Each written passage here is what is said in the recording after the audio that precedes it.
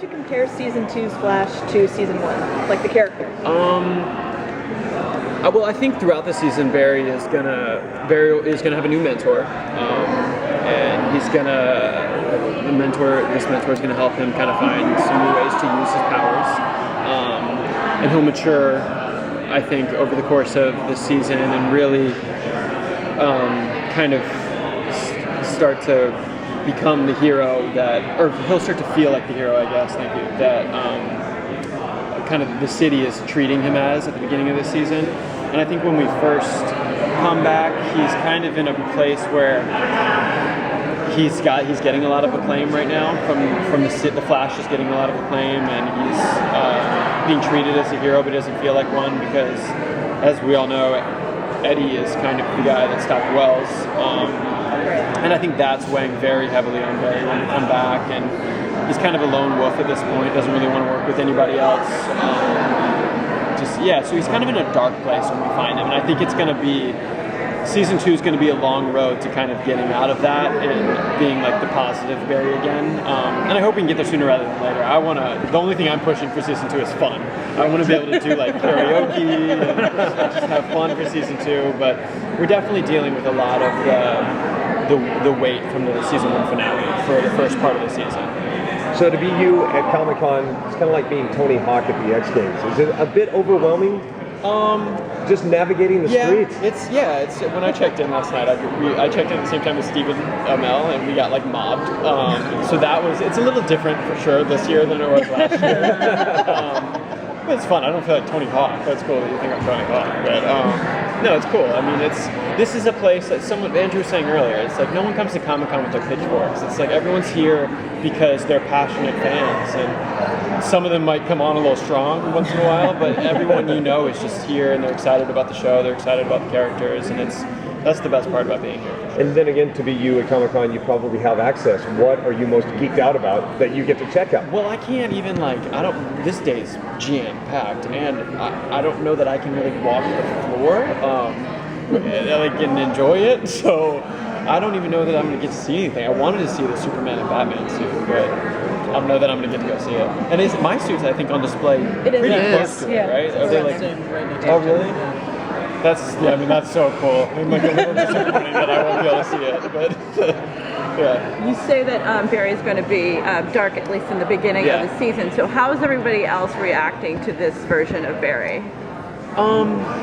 I think especially Joe and Iris are trying to get him out of this funk, because this isn't the Barry that they know and love.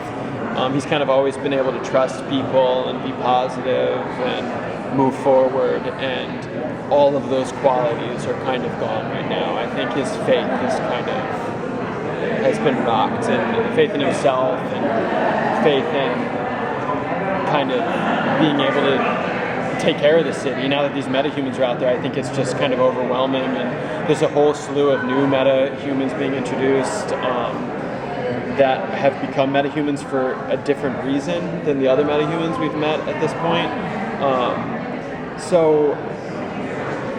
I think it's all just kind of a little overwhelming for Barry at this point, and he's shunned everybody because he doesn't want anyone else to die because of him.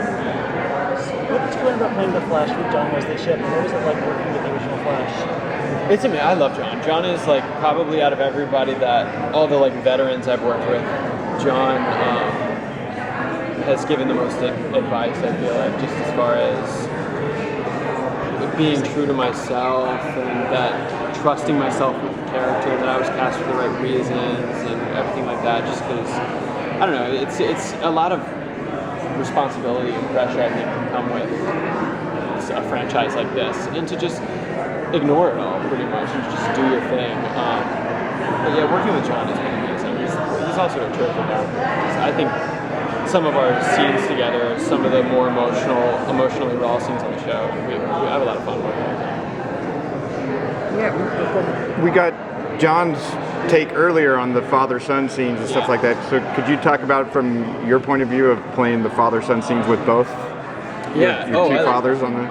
I mean, like I said, those are my favorite scenes on the show. I mean, the like family-driven friendship-driven scenes. Those are the most fun as an actor to do. And Jesse is an actor that, being from musical theater, I mean, he's an actor I've looked up to since I was 10.